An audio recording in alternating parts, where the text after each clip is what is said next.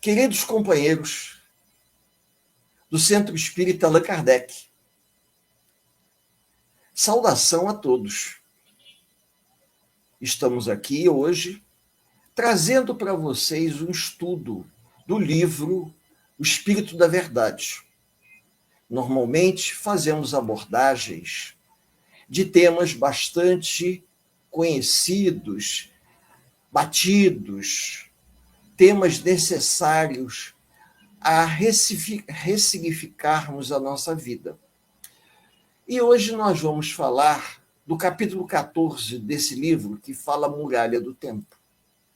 Emmanuel, que ditou esse tema para Chico Xavier, ele faz uma abordagem muito curiosa, onde ele fala da porta larga e da porta estreita, como um portal entre o presente e o futuro, o passado, o presente e o futuro, e as decisões que nós tomamos diante das situações que a vida nos oferece. Espero conseguir concatenar o pensamento e oferecer a vocês um estudo interessante, uma reflexão interessante sobre essa passagem. Porque é curioso quando a gente traz um assunto,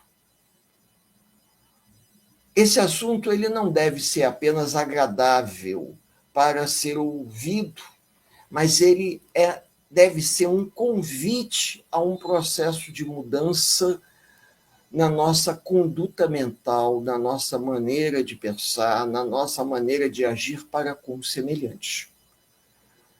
Espero que a gente consiga organizar o pensamento e oferecer aos amigos um estudo bem interessante para todos. Que assim seja e que Jesus e Allan Kardec nos amparem nesse momento de reflexão. Muito bem. Falar da muralha do tempo. Quando eu li esse tema, eu queria saber que muralha é essa? Que muralha é essa que Emmanuel coloca de forma simbólica para nós, encarnados e desencarnados, conseguirmos transpor? Qual o verdadeiro significado da muralha? Ela representa o nosso passado, o nosso presente, as nossas escolhas, pensando na vida futura. Emmanuel, de uma forma muito inteligente, ele nos mostra que a porta larga, a porta das facilidades, vai nos levar ao transpor a muralha do tempo, que representa o processo de reencarnação, reparar as faltas cometidas. O portal da verdade é o desencarne e o reencarne.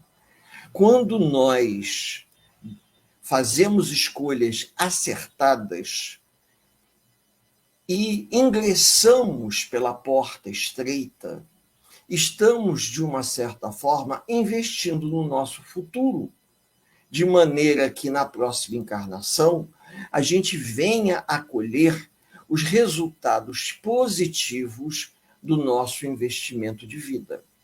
Já quando negligenciamos, quando somos indisciplinados, quando não temos atitudes acertadas e ingressamos pela porta larga, nós vamos transpor a muralha aos trancos e barrancos e vamos chegar do outro lado da vida tendo que reparar faltas, tentando nos reconciliar com os nossos antigos desafetos.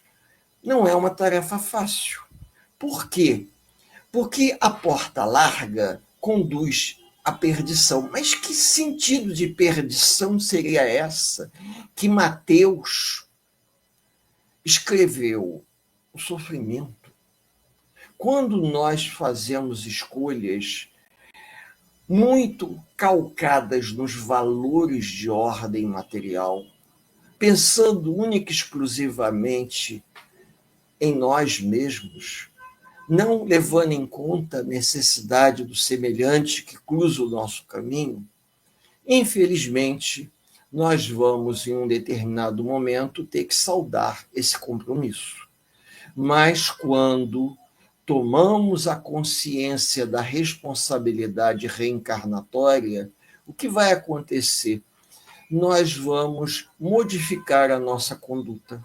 Nós sabemos que o passado não tem como ser modificado. O presente é essa tomada de consciência. E agora, o que eu faço? É mais fácil um camelo passar pela porta estreita do que um rico entrar no reino do céu. Jesus usava essa expressão de forma simbólica, por quê? Porque a porta estreita ela era feita propositalmente na época do Templo de Jerusalém para os animais não adentrarem o templo, segundo contam. Então, era mais fácil um camelo se abaixar e passar pela porta estreita do que um rico entrar no reino do céu, porque esse não mudaria a sua conduta, até por conta da cultura da época. Os fariseus, por exemplo, eles acreditavam que eles eram ricos porque Deus havia favorecido a eles.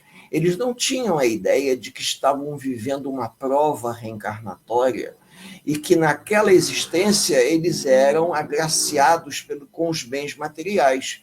Mas numa futura reencarnação, talvez não. E hoje nós temos essa consciência. Por isso que André Luiz nos oferece uma reflexão muito oportuna. Nós temos que parar ao longo do caminho da vida, da estrada da vida, e fazermos uma reflexão enquanto estamos a caminho da luz. Mas por que uma reflexão? Porque ainda é possível mudar a nossa conduta enquanto estamos indo em direção ao final da nossa encarnação. O fato de nós termos começado essa encarnação de maneira errada, equivocada, fazendo coisas que nós não deveríamos ter feito, isso não quer dizer que a gente não possa mudar o curso da nossa vida.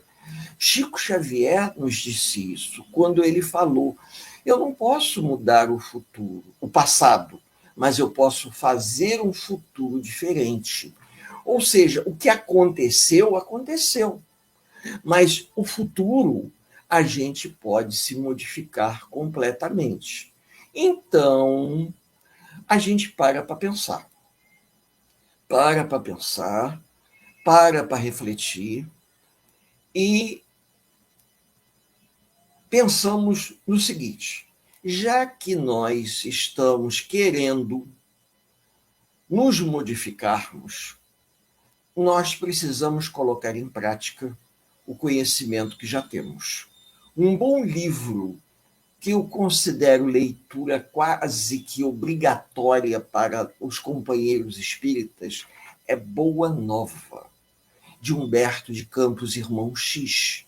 Porque esse livro, ele traz depoimentos muito interessantes, como, por exemplo, o capítulo que fala sobre Maria de Magdala. É um exemplo perfeito, aonde Maria de Magdala, uma mulher equivocada e mal compreendida na sua época, julgada pelos conceitos machistas, atribuindo ela uma situação que não correspondia à verdade, ela acompanha Jesus, ela segue o mestre. E nesse capítulo em que Humberto de Campos conta a história de Maria de Magdala, ele diz o seguinte, que ela procurou o Cristo, pedindo orientação. Ela desejava fazer alguma coisa pelas pessoas que passavam pelo caminho dela, mas ela não sabia como auxiliar. E o Cristo disse a ela uma coisa muito oportuna: Maria, você se encontra equivocada. Você não deve se dar, você deve se doar, ajudando aqueles que precisam, auxiliando a quem tem necessidade.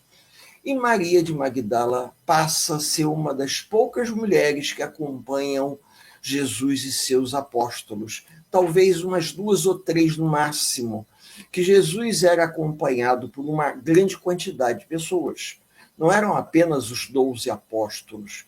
Existem passagens que os espíritos nos dizem que chegava até quase 50 pessoas. Simpatizantes, seguidores, apóstolos, aprendizes. E essas pessoas estavam acompanhando e aprendendo com Jesus.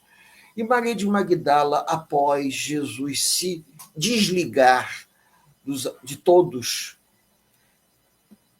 ele orientou que todos os apóstolos, 2 a 2, deveriam sair pregando o evangelho. Judas já havia tirado sua própria vida. E com isso, Maria de Magdala acreditava na possibilidade que um dos apóstolos, junto com ela, poderiam levar a palavra da Boa Nova. Mas isso não aconteceu. Por quê? Por causa do machismo da época, dos preconceitos. Então Maria teve que ir sozinha. Mas ela não era bem recebida por ser mulher, por conta de uma fama que atribuíam a ela, e ela não havia feito exatamente aquilo que eles diziam que ela fazia ou que ela era. E dessa forma, ela parou, pensou: eu quero ir ajudar a quem precisa. Pessoas que não vão questionar quem eu sou, o que eu possa ter feito no passado. O que importa é daqui para frente. E dessa forma, Maria se desloca próximo a Jerusalém, a uma região, uma depressão próximo a Jerusalém, conhecida como Vale dos Réprobos. E nesse vale, todas as pessoas com problemas de pele que pudessem levar a crer que fosse lepra, hanseníase, ficavam internados ali. Maria desce pelo elevador de cordas para nunca mais voltar. Lá ela fica e doa sua vida, o resto da sua existência, àquelas pessoas necessitadas. Acaba contraindo a lepra, mas mesmo assim continuou trabalhando, ajudando, dando água, comida, socorrendo a todos que ali se encontravam. Até que um dia, cansada, ofegante, ela se encostou numa parede, porque não havia como sair dali, as paredes eram altas, e ela adormeceu. Quando ela acordou, ela não estava mais naquele local, naquele confinamento a céu aberto. Ela estava próxima ao lago de Genezaré. Um bafo de ar quente soprava vindo do lago em direção a ela. E ela, olhando, viu que Jesus se aproximava sorridente, irradiando uma luz azulada, que ela ficou maravilhada. Ela se levantou e Jesus abriu os braços e disse para ela: Maria, vem em minha direção. Ela correu, ele deu um abraço nela e ele, sorrindo, disse a ela: Maria, você foi uma das poucas pessoas que passou pela porta estreita. E aí, associando essa história de Humberto de Campos ao texto A Muralha do Tempo, nós podemos fazer uma reflexão. Ela deixou para trás muita coisa. Não importa o que foi. O que importava, a partir daquele momento, é o que ela estava realizando. Nós estamos vivendo um momento muito delicado na nossa sociedade. Sabemos que existem pessoas que precisam. Sabemos que a sociedade está passando por uma fase muito turbulenta em termos econômicos, políticos, sociais. Mas não estamos aqui para fazer uma análise sociológica. Nós estamos aqui para mostrar que o tempo passou, mas nós precisamos nos modificarmos. Nós precisamos nos tornar pessoas melhores. Nós precisamos evoluir através de uma mudança na nossa conduta, através de uma releitura das nossas atitudes. Releitura. Então, o que quer dizer isso? Quer dizer que eu preciso me modificar. Eu preciso fazer alguma coisa útil por mim mesmo e pelos outros. Se a expressão é essa, me desculpem o português. Porque há momentos que a gente para e pensa, puxa, a gente já convive na casa espírita há tanto tempo. Eu tenho certeza que muitos que estão nos ouvindo já estão há algum tempo na casa espírita. Eu comecei na minha mocidade espírita no Allan Kardec. Isso no final dos anos 70. E às vezes eu me questiono, será que eu estou fazendo o que eu poderia estar fazendo? Eu me lembro de um senhor, seu Natanael. Seu Natanael conhecia Chico Xavier. E minha mãe, indo no Centro Espírita Marieta Gaio, em Bom Sucesso, conheceu seu Natanael na fila para conversar com Chico Xavier na época, isso nos anos 80. E seu Natanael contou para minha mãe uma história muito interessante. Ele tinha uma mediunidade muito grande e seu Natanael, ele fez uma casa para abrigar meninos de rua. Então, além do seu filho consanguíneo, ele tinha adotado pelo menos uns 10 meninos ali que chamavam ele de pai, e eu conheci, lá em Higienópolis. E seu Natanael contando para a gente que um dia ele estava conversando com, não sei se foi com o Chico, e ele perguntou, Chico, eu tenho feito tudo que está a meu alcance. Você acha que eu estou conseguindo dar conta do recado? Chico sorriu e disse assim, olha, seu mentor está fazendo um gesto aqui pedindo que eu reproduza. Você só fez isso até agora, enquanto você já deveria ter feito tudo isso aqui. Então, expressões da época, né, anos 80. Então, na verdade, digamos que numa escala de 1 a 10, seu Natanael deveria estar fazendo 20%, e o mentor esperava que seu Natanael já estivesse na casa dos 80, 85. Eu sempre me lembro dessa historinha, porque o que nós podemos fazer para nos melhorar? Sermos solidários, ajudar as pessoas que precisam, fazermos um estudo dessa natureza de reflexão para que as pessoas pensem o seguinte, nós estamos aquém da muralha, ou seja, antes da muralha. O que representa o aquém, segundo Emmanuel? O nosso passado, nessa encarnação e nas encarnações anteriores, e o presente. E o além da muralha é a vida futura que o Cristo pregou no Evangelho, capítulo 2, item 2, vida futura.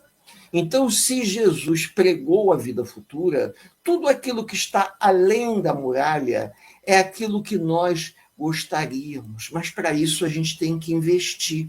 A gente tem que acreditar, nós temos que fazer alguma coisa para nos modificarmos. É fácil? Não. Nunca ouvi dizer que seria fácil, mas também nunca ouvi os espíritos comentar que seria impossível. Um trabalho dedicado em prol do bem, nós temos que desconstruir o homem velho que nós trazemos dentro de cada um de nós. E temos que construir um novo homem, um homem renovado. Isso se chama reforma íntima. Nós estamos promovendo a reforma no momento que estamos fazendo uma revisão de valores. Estamos deixando para trás uma velha crença para edificar uma crença em uma vida futura, uma coisa mais estruturada, onde você ajuda as pessoas. Há momentos que a gente passa na rua, principalmente no centro das grandes cidades, e vê muito morador de rua. Às vezes a gente não vai poder resolver o problema deles, mas a gente pode, dentro das nossas possibilidades, oferecer alguma coisa, um lanche. Pelo menos um lanche, um pão com manteiga, um café, alguma coisa que ajude essas pessoas ao seu processo de caminhada de vida. O nosso dirigente doutrinário, Gerson Sestini, dirigente doutrinário do Centro Espírita Consolador Comunidade Espírita Cristã, nos conta que ele teve uma convivência muito grande com Dona Ivone Pereira. Ela morava no Encantado, ali do lado de Piedade, no subúrbio do Rio de Janeiro. E ele ia até lá, conversava com ela. Na época, ele dava aula no Colégio Piedade. E o Gerson, professor de ciências, ele conversava com Dona Ivone, e Dona Ivone contava algumas histórias para o Gerson, como, por exemplo, Dona Ivone não gostava de circular no centro do Rio, porque ela tinha uma mediunidade muito aguçada, e ela percebia o quadro reencarnatório difícil dos espíritos que se encontravam em condição de moradores de rua. Então ela percebia, espiritualmente falando, e ela não podia fazer nada. Aquilo conduía ela ficava muito mexida, então ela dizia, eu não posso fazer nada, eu não tenho condições de ajudar essas pessoas, mas isso me incomoda, porque eu vejo a dor moral que eles são portadores. E ela, com isso, evitava. Ela é uma pessoa que ficava muito em casa, porque ela tinha uma mediunidade muito aguçada, então ela se sentia desconfortável quando ela estava circulando no centro do Rio. Ela só saía o estritamente necessário. As pessoas que queriam conversar com ela iam até lá. Nós temos um amigo do lar de Tereza, João Aparecido, que conheceu bastante Dona Ivone Pereira. Então, João Aparecido dizia que ele era o médium de transporte da Dona Ivone. Ele ia até lá, pegava a Dona Ivone e levava quando ela ia fazer uma palestra numa casa espírita, e depois levava ela de volta. E ele aprendeu muita coisa com ela. Então ele dizia que ela era muito objetiva, mas era um espírito que sofria por conta de perceber a dor do semelhante e às vezes nada poder fazer para ajudar. Então, nós podemos fazer aquilo que está ao nosso alcance. Nós podemos aprender, estudar, trabalhar, podemos nos modificar, podemos participar de trabalhos sociais na casa espírita, ajudando aquelas pessoas que passam por ali. Eu escutei numa palestra outro dia uma coisa muito oportuna. Muito oportuna. Às vezes, a gente traz desafetos desencarnados por conta das atitudes que nós tivemos em vidas passadas. Mas agora, na atual existência, no trabalho assistencial da casa espírita, a gente pode, por acaso, receber no atendimento fraterno os parentes dos nossos desafetos desencarnados. E podemos, no atendimento fraterno, orientar, ajudar a essas pessoas, de maneira a minimizar o sofrimento deles e, consequentemente, os nossos desafetos, que vão perceber o movimento que nós estamos tendo em favor dos seus entes queridos, podem mudar a sua conduta em relação a nós. Eles podem, como aconteceu com Divaldo Pereira. Divaldo Franco, desculpem, né? Fiz confusão aqui. Divaldo Pereira Franco, né?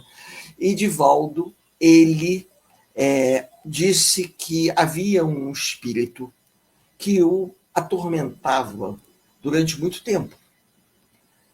E num determinado momento, aconteceu um episódio que mudou todo o contexto, está inclusive no filme, Divaldo, o Mensageiro da Paz, aonde ele recebe uma criança que foi colocada para adoção. E Divaldo adota a menina. A menina era o espírito da mãe daquela entidade que vinha atormentando Divaldo há bastante tempo. Quando o espírito percebe que era a sua mãe de uma encarnação passada, fica muito sensibilizado e pergunta a Divaldo se Divaldo iria ajudar a mãe dele. E Divaldo disse que sim, que ia adotá-la como filha do coração e ela cresceria ali naquela instituição. A partir desse momento, o espírito deu uma guinada muito grande, deixando de ser um perseguidor para ser um colaborador da instituição da Casa do Caminho. E nós, às vezes, não acreditamos nisso. A gente acha que as coisas devem acontecer de forma milagrosa.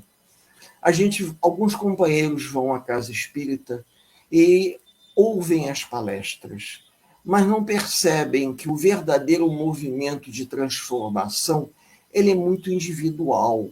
Nós é que temos que promover essa mudança através do desejo sincero de querer fazer o bem, dos desejos sinceros de nos transformarmos em uma coisa melhor.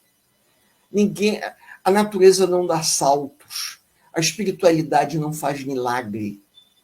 Quando Nicodemos se aproxima de Jesus, no mesmo livro de Humberto de Campos, Boa Nova, e fica surpreso e pergunta ao Cristo: você é um favorecido de Deus por fazer esses prodígios?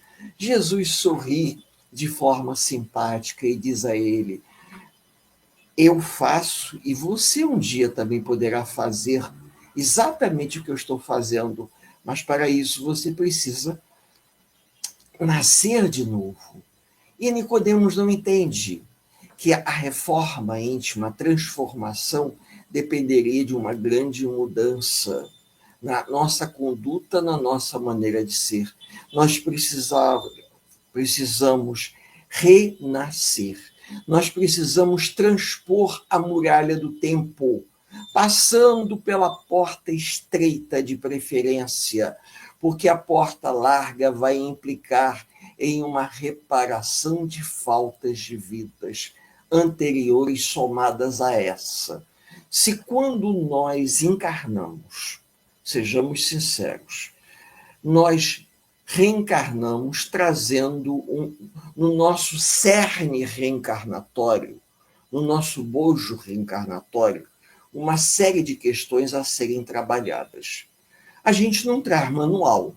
O pai e a mãe nem sempre são pessoas que têm entendimento para explicar ao filho, à filha, o que eles devem fazer. Poucos são os espíritas que têm a oportunidade de explicar aos filhos, na época da adolescência, o que é certo, o que é errado, e o porquê que é errado e o porquê que é certo. Né?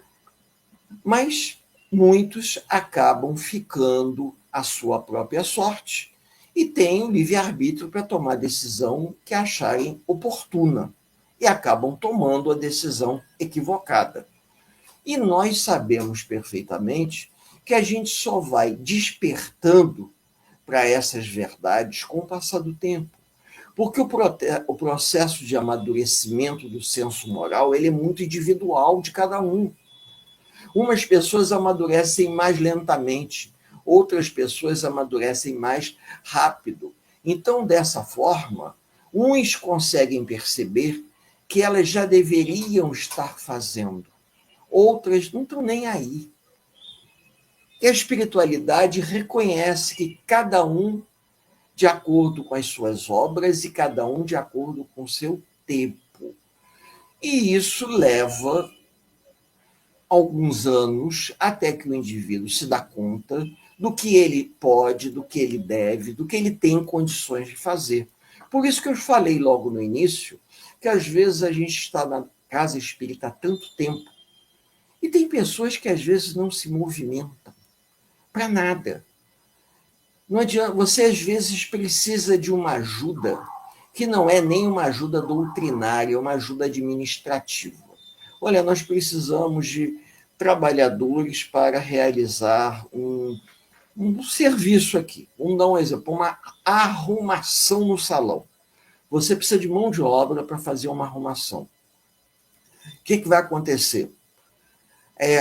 As pessoas, elas não se dispõem a tirar, às vezes, um final de semana. Ah, não, tudo bem, domingo à tarde eu venho aqui que eu vou te ajudar a mudar as cadeiras de lugar, vamos mudar isso aqui de lugar, ou vamos dar uma força aqui para quem está pintando, vamos ajudar numa faxina extra, para não ter que pagar uma pessoa para fazer isso. A gente faz e economiza o dinheiro, e esse dinheiro a gente ajuda para pagar a conta de luz. Sabe, eu tenho visto isso. Alguns querem chegar, como tem naquela passagem famosa, né, para o banquete do Senhor e sentar na primeira fila. Outros sentam na última, esperando que o dono da festa os convide para sentar na primeira fila. Então, é mais ou menos por aí. O nível de maturidade do senso moral das pessoas é que vai determinar o tempo que elas precisam para elas se transformarem. Algumas fazem sacrifícios até desnecessários e outras não fazem nem os sacrifícios básicos. Sou obrigado a falar isso de uma forma simples, superficial, mas eu sou obrigado, porque às vezes a gente espera da casa espírita que nós frequentamos um milagre, uma transformação, uma ajuda, que para tal nós temos que conquistar isso.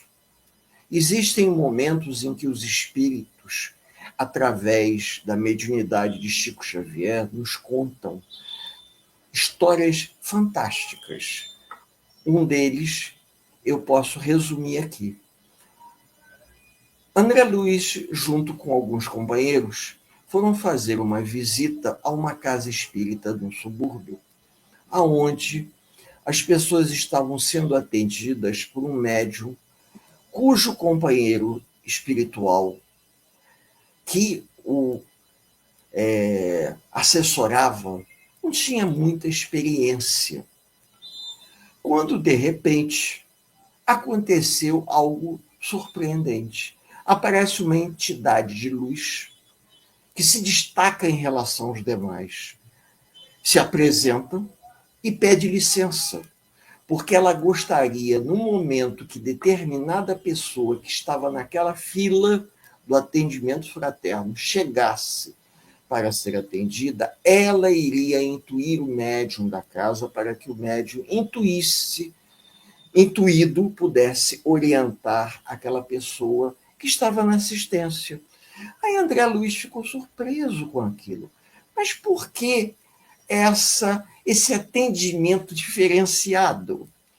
Aí o Alexandre, se eu não me engano, porque são tantos os mentores que orientam André Luiz e Hilário, né, que virou e disse assim: porque essa pessoa da assistência que está na fila para o atendimento fraterno, ela tem mérito. Ela conquistou mérito.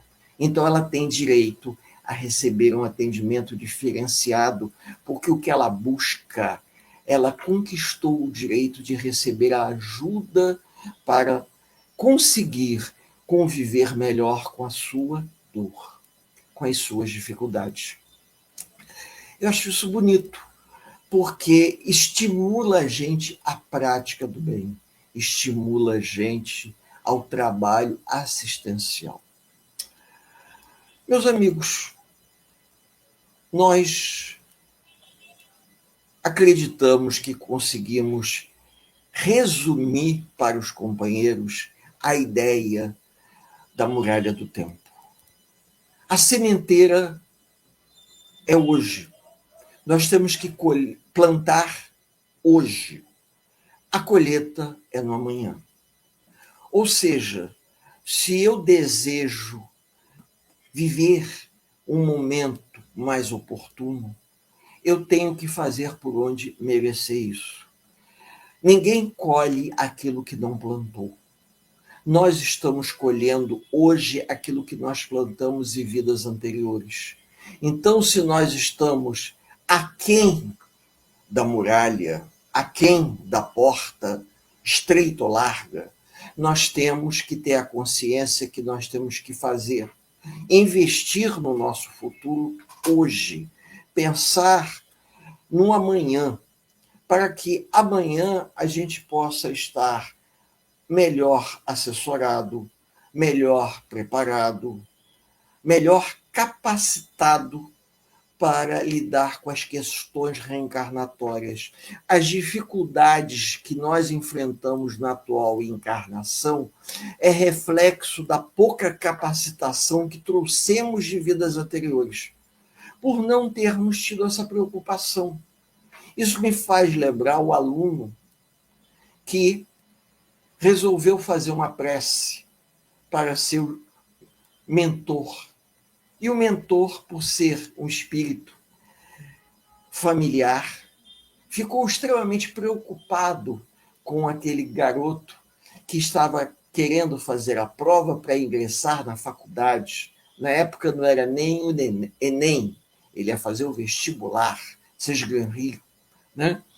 E faz a prece, e o mentor, preocupado, procura a ajuda de outros companheiros desencarnados, que ele queria auxiliar o seu tutelado, né, o seu pupilo, para que o rapaz pudesse passar na prova.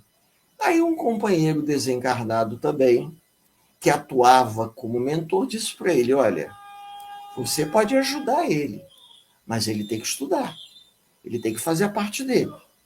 Você pode fazer ele lembrar aquilo que ele estudou, mas você não tem como fazer com que surja na mente dele a resposta para as perguntas cujo conteúdo ele nem sequer leu. Então, eu achei isso interessante, porque isso se aplica muito ao nosso dia a dia. As pessoas querem que as soluções caiam de paraquedas, e nós temos que fazer por onde receber a ajuda relativamente proporcional ao esforço pessoal de cada um. Vamos ficando por aqui, desejando a todos muita paz, e convido aos amigos para juntos fazermos uma singela prece de encerramento, na esperança de que essa prece nos envolva e que os trabalhadores do mundo espiritual que nos acompanham, que nos cercam nesse momento, possam nos apoiar para que tudo que estamos falando aqui, que a gente possa vivenciar o que estamos conversando com todos. Deus, Pai amado, Senhor de infinita bondade e misericórdia, estamos aqui reunidos em prece, elevando o nosso pensamento, pedindo auxílio aos benfeitores espirituais das casas que somos filiados, ligados, à Casa Espírita Ilha de Paquetá, ao Centro Espírita Allan Kardec, ao Consolador Comunidade Espírita Cristã, a Centro Espírita Eurípides Barçanufo e tantas outras instituições que, se eu for falar, eu vou até me perder pela quantidade. Lar de Teresa, que possam nos envolver nesse momento, nos dando a oportunidade do trabalho, nos dando a oportunidade do esclarecimento, que a gente possa, dentro das nossas possibilidades, fazermos o que está ao nosso alcance.